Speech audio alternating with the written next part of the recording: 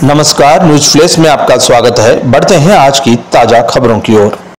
राजधानी के मानसरोवर इलाके में किरण पथ पर मोती पथ में गली के अंदर मांस मछली और अंडे की दुकान का विरोध करना एक युवक पत्रकार को भारी पड़ गया। उन्होंने अपनी पत्रकारिता के जरिए इस दुकान का विरोध किया तो उन्हें कुछ लोगों ने कथित रूप से मारपीट की और मारपीट के बाद जब उन्होंने पुलिस को इसकी इत्तला दी तो उस पर भी 7 दिन तक कार्रवाई नहीं हुई।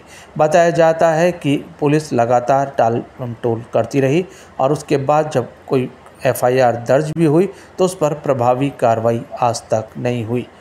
पत्रकार युवक प्रशांत गौड़ का कहना है कि उन्हीं के निवास के पास गली में अंडा मांस मछली की दुकान संचालित हो रही थी और इसी का विरोध उन्होंने खबरों के जरिए किया था, लेकिन उन्हें पता नहीं था कि धोखे से बुलाकर उनके साथ मारपीट की जाएगी।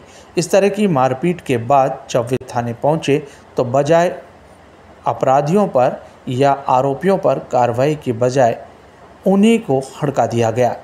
जब ऊपर से दबाव पड़ा, कुछ पत्रकार संगठनों ने दखलंदाजी की तो एफआईआर तो दर्ज हो गई, लेकिन आज तक प्रभावी कार्रवाई का इंतजार है और मारपीट करने वाले लोगों का हौसला बुलंद है। क्या हुआ, पत्रकार की जुबानी। जनजाति समिति के अध्यक्ष 19 तारीख की शाम को इसी जगह मेरे बच्चे को एक प्रिंस परमार नाम के धोखेबाज, जो कि किसी मीडिया में है ही नहीं, मीडिया का नाम करके उसको बुलाया गया और उसने कहा कि मैं भारतीय संघ का मैं सदस्य हूँ और मैं आपको अपने साथ लेना है मुझे, आप यहाँ आइए। गोविंद जी के मंदिर के भाग में बुलाया, जो कि गोविंद जी भगवान के आगे उसने तो गलत करता मतलब हाथापाई की। मेरे बच्चों को बुलते से मारा गया, उसके पीठे मारा, उसके सीने मारा, उसके सिर में मारा, उसके ना कमर के अंदर मारा, उसके आँख के ऊपर मारा, उसके हाथों पर मारा। और उसके बाद में जब पुलिस से कार्रवाई करने गई तो पुलिस से कार्रवाई नहीं की गई। फिर पुलिस से जब पत्रकारों ने दबाव डाला, उस दबाव के बाद पुलिस ने कार्रवाई की और ये उसने कार्रवाई उसके विशाल चाइनीज वाला है, उसने करवाई है, उसके इशारे पर कार्रवाई हुई है। उसने वो भी वहाँ खड़ा हुआ था और उसने इशारा किया कि इसको पिटाई करो और इससे कहा गया कि अगर तू या उसके खिलाफ अभी भी उनके खिलाफ वापस अपनी कंप्लेंट नहीं लेगा तो हम तुझे जान से भी मार सकते हैं। जान से मारने की तड़ी दी है और इसको अधमरा करके थोड़ी चला गया। उसने सोचा इसकी हड्डी पड्डी टूट गई है, अब ये बेजान हो गया, इसलिए वो दूसरे दिन भी 3 दिन बाद इस पर पुलिस ने कार्रवाई की। पुलिस पर इतना दबाव डाला गया, ये दबाव किसका था? ये दबाव मतलब कि किसी नेता का दबाव था। और उसके बाद फिर 3 दिन बाद शिकायत दर्ज की, उसमें कोई शिकायतों कोई खास नहीं डाला गया। फिर अब शिकायत की कॉपी नहीं दी गई। जब शिकायत की कॉपी मांगी तो मैं अलवर आई। मैं अलवर आने के बाद कॉपी लेने गई तो अशोक नाम का व्यक्ति है थाने में, उस व्यक्ति ने उस अधिकारी ने मेरे को बहुत बदतमीज व्यवहार किया, कॉपी देने के लिए मना कर दिया और कहा कि आप आना RTI लगाई, उससे कॉपी मिलेगी।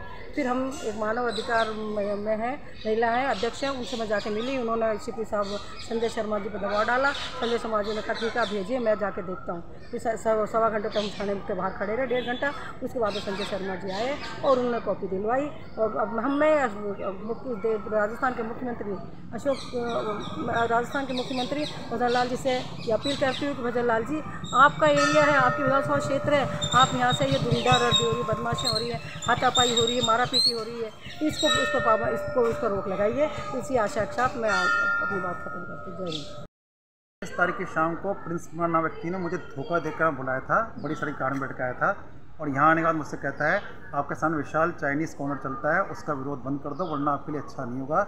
मैंने उससे कहा कि मेरी माताजी 8 महीने से बीमार पड़ी है, उनको गंभीर एलर्जी रोग हो गया, यहाँ पर रह नहीं पा रही है, इस कारण मैंने नगर निगम पर लिख के दे रखा है, उसने विरोध बंद कर दो वरना आपके लिए अच्छा नहीं होगा। और मुझे ताबड़तोड़ हमले चालू कर दिए।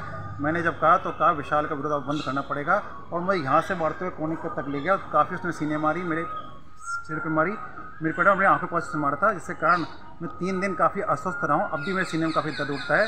उसके बाद मैं जब थाने पहुँचा था तो थाने में बड़ी मुश्किल से मेरी FIR एक पत्रकार साथी ने लिखी। मेरे पिताजी ने जॉर्ज कमीशन है जो पुलिस कमीशन कहा था। इसके बाद ही 3 दिन तक कोई कार्य नहीं गई तो बहुत सारे पत्रकार साथी थाने पहुँचे थे।